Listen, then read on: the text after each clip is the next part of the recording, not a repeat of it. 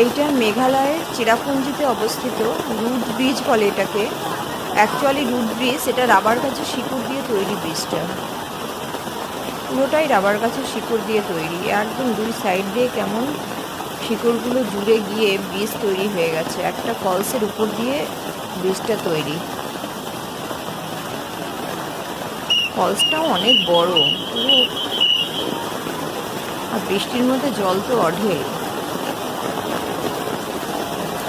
এগুলো সব রাবার গাছের শিকড়, তেমন পেঁচিয়ে রয়েছে একটার সাথে একটা।